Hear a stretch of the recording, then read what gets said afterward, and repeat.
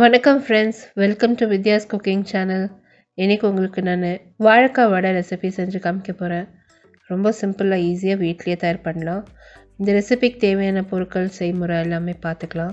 இந்த ரெசிபியில் யூஸ் பண்ணியிருக்க பொருட்கள் அதோட மெஷர்மெண்ட்ஸ் எல்லாமே description box below this video இருக்கும். டீட்டெயில் பிளாக் போஸ்ட்டும் போஸ்ட் பண்ணியிருக்கேன். நான் முன்கூட்டியே வாழைக்காவை நல்லா கழுவி அது மேலே இருக்க காம்பை நறுக்கி எடுத்து வாழைக்காவை வேக வச்சுட்டேன். அடுப்புலேருந்து இறக்கி வச்சுருக்கேன். கொஞ்சம் நேரம் ஆற விட்டுருக்கேன். ஸோ இப்போ அந்த வாழைக்காய் ஆறி இருக்குது. இப்போ இது நம்ம தோல் உரித்து ஒரு பிளேட்டில் சேர்த்துக்க வேண்டியது தான்.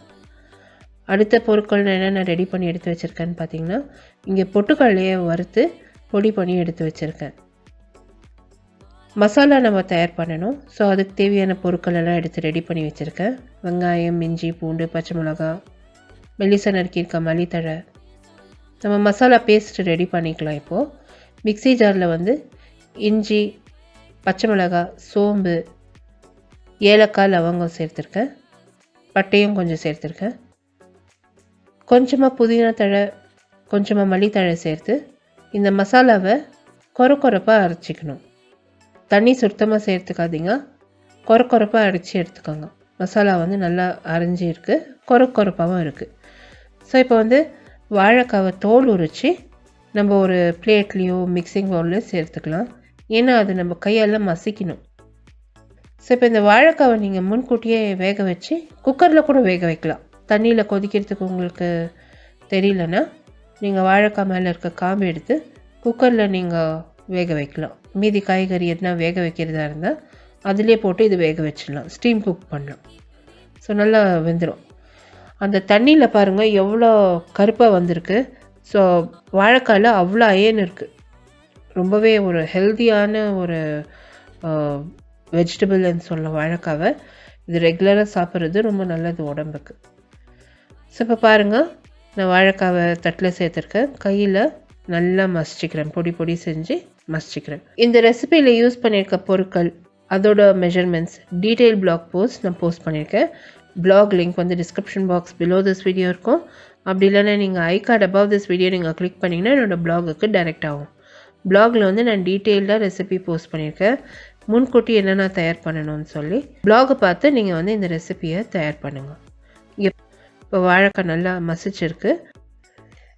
இப்போ பார்த்தீங்கன்னா வாழைக்காயில் மசாலா அந்த பொட்டுக்கடலை மாவு சேர்த்து நல்லா மசிச்சு பிசைஞ்சிட்ருக்கேன். நீங்கள் உப்பு சேர்த்ததும் இமீடியட்டாக நீங்கள் வடை தட்டி சுட்டுட வேண்டியது தான்.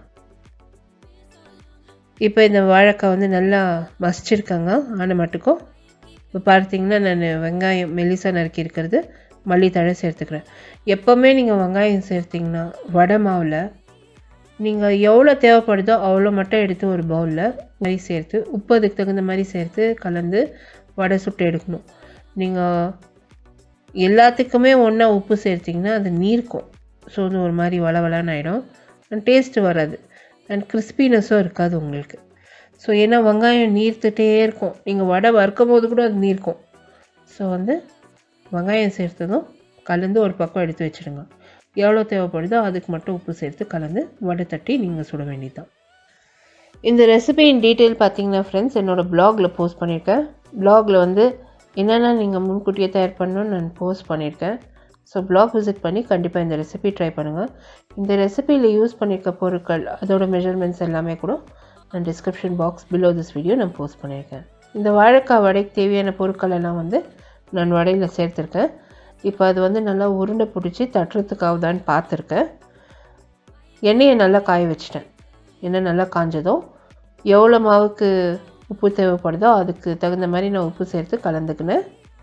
இப்போது சின்ன சின்ன உருண்டையாக தயார் பண்ணி நான் கையில் தட்டி எண்ணெயில் சேர்த்து சுட்டு எடுக்க போகிறேன் வடையை. ரொம்பவே ஒரு அருமையான டிஷ் இது. நீங்கள் டீ டைமுக்கு ஸ்நாக்காக சர்வ் பண்ணலாம், இல்லைனா நீங்கள் சாப்பாட்டுக்கே கூட சர்வ் பண்ணலாம். நம்மளோட சவுத் இண்டியன் மீல்ஸுக்கு ரொம்பவே அருமையாக நல்லாயிருக்கும். ஸோ இப்போ பாருங்கள், இந்த வடை நல்லா உருண்டை பிடிச்சி கையில் தட்டி நான் இப்போது சூடு எண்ணெயில் சேர்த்து வறுக்க போகிறேன். ரொம்பவே ஒரு அருமையான டிஷ். கண்டிப்பாக ட்ரை பண்ணுங்கள். இந்த ரெசிபி நான் டீட்டெயில்டாக ட்ரான்ஸ்லேட் பண்ணி இங்கிலீஷில் கூட போஸ்ட் பண்ணியிருக்கேன். இங்கிலீஷ் சேனலோட லிங்க் கூட description box below this video இருக்கும். டீட்டெயில்டாக ரெசிபி நீங்கள் பார்க்கணுன்னா என்னோடய blog விசிட் பண்ணுங்கள். blog லிங்க் வந்து டிஸ்கிரிப்ஷன் பாக்ஸ் பிலோ திஸ் வீடியோவும் இருக்கும். ஐ கார்ட் above திஸ் வீடியோ நீங்கள் கிளிக் பண்ணிங்கன்னா கூட உங்களுக்கு டைரக்ட் பண்ணும். இப்போ பாருங்கள், இந்த வடையெல்லாம் நான் தட்டி எடுத்து ரெடியாக வச்சுருக்கேன் ஒரு தட்டில். இப்போ எண்ணெய் நல்லா காஞ்சிருக்குங்க. இப்போது காய வச்ச எண்ணெயில் நிதானமாக இந்த வடைங்களை சேர்த்து 2 பக்கமும் திருப்பி ஒரு 2 to 5 minutes ஆச்சு. மிதமான தீயில் 2 பக்கம் வறுத்து எடுக்கிறதுக்கு. வடை லைட்டாக பொன்னிறம் கலரில் வந்ததும் எண்ணெயிலேருந்து வடிகட்டி ஒரு டிஷ்யூ பேப்பர் மேலே வச்சு நான் இதை சுட சுட பரிமாறியிருக்கேன். ரொம்பவே ஒரு tasty recipe and healthy recipe. என்ன தான் அது ஆயிலியாக இருந்தாக்கா கூட அந்த வெஜிடபிள் அந்த பிளான்டன் வந்து ரொம்ப ஹெல்தி.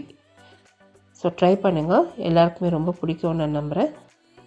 இந்த மாதிரி டிஷ்ஷஸ் வந்து நீங்கள் தயார் பண்ணி உங்களோட சவுத் இண்டியன் மீல்ஸோடு சாப்பிட்றப்போ ரொம்பவே நல்லாயிருக்கு. இப்போ பாருங்கள், இந்த வாழைக்காய் வடை வந்து லைட் ப்ரௌன் கலர் வந்துடுச்சு. இப்போ நான் இதை எண்ணெயிலேருந்து வடிகட்டி ஒரு தட்டில் எடுத்து வச்சிடறேன்.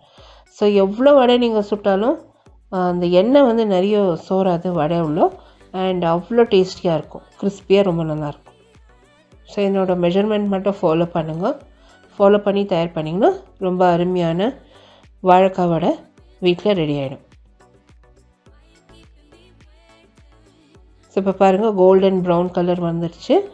இது எண்ணெயிலேருந்து வடிகட்டி நான் ஒரு தட்டில் எடுத்து வச்சிடறேன். அது எண்ணெயெல்லாம் இன்னும் வடிஞ்சு போனதும் நான் இதை வந்து சுட சுட பரிமாற போகிறேன்.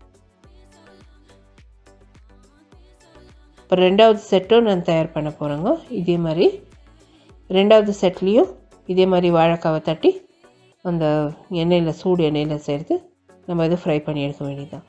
In case diabetic patients and diet people எண்ணெயே சுத்தமாக வேணான்றவங்க வந்து இது நீங்கள் வந்து பேனில் கொஞ்சமாக எண்ணெய் சேர்த்து பேனில் கூட ஃப்ரை பண்ணி எடுக்கலாம். ஒரு ஷாலோ ஃப்ரை பண்ணி எடுக்கலாம். ஜஸ்ட் 2 spoons ஆஃப் ஆயிலில் வந்து இத்தனை வடையும் நீங்கள் ஃப்ரை பண்ணி எடுக்கலாம். ஸோ எல்லாமே வந்து ஆல்ட்ரேஷன் பண்ண வேண்டியது தான் ஹெல்த்துக்காக. நீங்கள் பண்ணுறதா இருந்தால் நீங்கள் அந்த மாதிரி பண்ணலாம். ஸோ இந்த வடை வந்து ரொம்ப அருமையாக ரெடி ஆகிடுச்சுங்க. இதை நான் சுட சுட பரிமாறியிருக்கேன். கண்டிப்பாக இந்த ரெசிபி ட்ரை பண்ணுங்கள். இந்த ரெசிபி வீடியோ நீங்கள் எல்லோரும் பார்த்து என்ஜாய் பண்ணிங்கன்னு நம்புகிறேன். உங்களோட காமெண்ட்ஸ் அண்ட் லைக்ஸ்க்கு நான் எதிர்பார்த்துட்ருக்கேன். கண்டிப்பாக என்னோடய சேனல் சப்ஸ்கிரைப் பண்ணுங்கள். அடுத்த புதிய ரெசிபியோடு நான் மறுபடியும் சந்திக்கும் வரை this is Vidya Lakshmi. Thank you so much for வாட்சிங். பை.